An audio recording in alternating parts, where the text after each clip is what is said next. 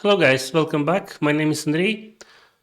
This video about donut data preparation. Donut is a model which helps to extract data from documents. I'll talk about the current stage where I'm with the implementation, what challenges I'm facing, what is implemented, and how it could be useful for your own implementation as well. Let's jump into action and let's see how it looks like. So this is the GitHub repo for our open source solution, Sparrow for document data extraction. All the code that I'm committing now, it goes straight to this directory. So if you subscribe on a GitHub to this Sparrow directory, you'll not miss any updates or code changes that I'm committing. Okay, so what I was busy working on is on data annotation. So this is UI implemented with Streamlit, Python server-side UI framework, and we're generating UI for the data annotation and later include interface for the model training and for the inference as well. Also will be included into this UI. So we got data annotation section, and this is the I got around 1,000 sample invoices from the internet, and the source is also included inside the GitHub. You can go there and download as well all this data, and I have a duplicate of all this data also on a GitHub repo.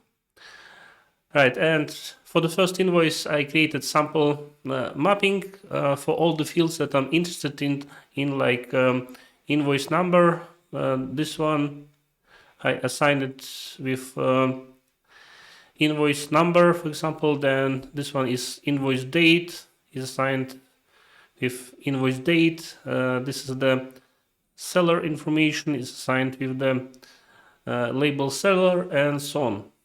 So for the fields that I'm not interested, I leave them blank, and based on what I see from other data sets, examples for the donut model fine-tuning or training, you don't actually need to specify any labels. You can skip them for those fields that you're not interested. So only for the target fields that you're interested in, you should specify labels.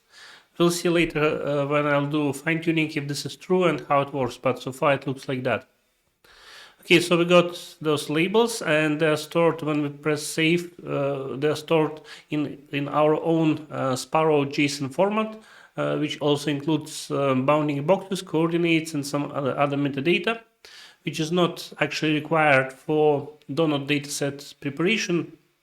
And for that reason, we have a button here which says which named export labels, and what it means once you hit this button, in a loop we'll go through all the annotation files, all the JSON files, and in each file where mapping is already created, we'll generate JSON file with key value pairs. So without any bounding boxes, without any additional information, it will go only as a key value pair, and then you could use those files directly in algorithm which would help to translate key value pairs in a format which is suitable for donut model fine-tuning.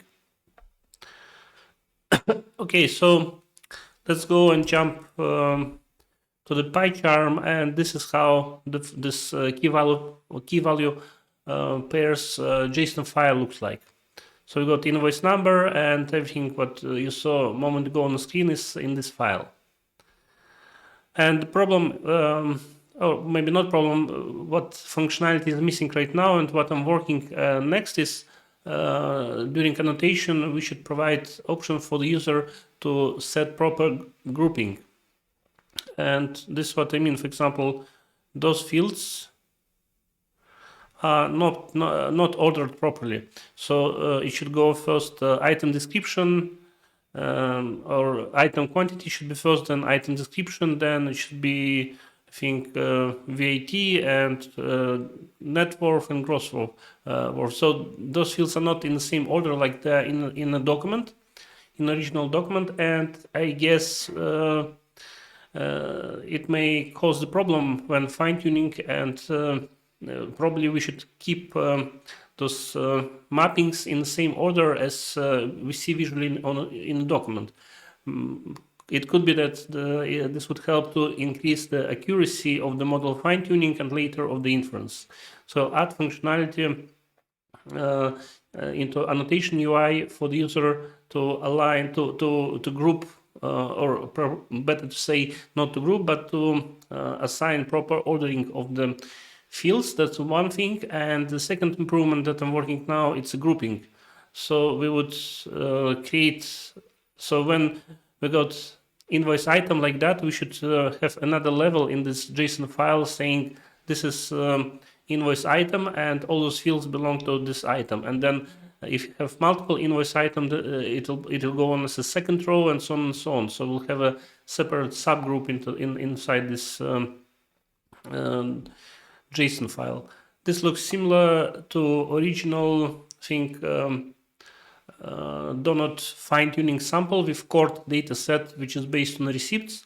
There they also have items, and all the items are grouped in a subgroup, and then you have a separate group for total and so on. So we'll try to achieve similar functionality with our annotation tool. Anyway, the way I tested now, so in this first stage I'm using this flat key value pair mapping, and then I have run donut script functionality where I invoke metadata generator.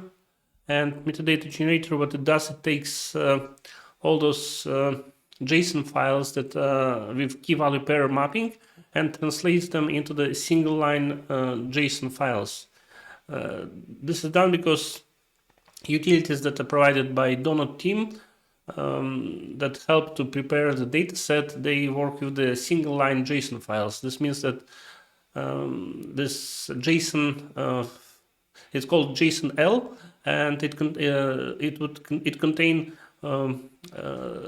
like one line per annotation. So in a single line you would have information about the file name, which contains the annotation, and then in the next element it will go all the content of that file in a single line. So typically multi-line JSON structure is translated to be single line. It's flattened. Yeah, this is the result.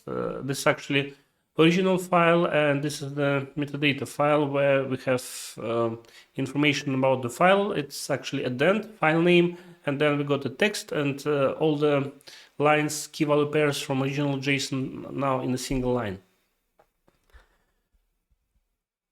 Okay, so yeah, this was a quick summary of what I'm busy now and how I'm preparing the data set. And yeah, as I mentioned, that the next steps would be two. First one is to provide option to order properly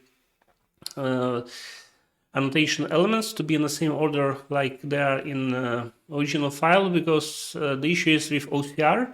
When OCR generates the output, it not always keeps the same order of the elements like it is in original document.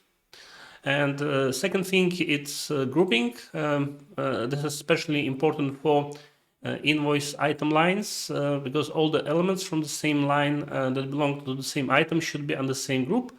And if we have multiple items, then we have multiple rows under the group in JSON file. So thanks for watching, and in the next video I'll update you how it goes and what new was implemented during next period. So thanks for watching, and see you next time. Bye.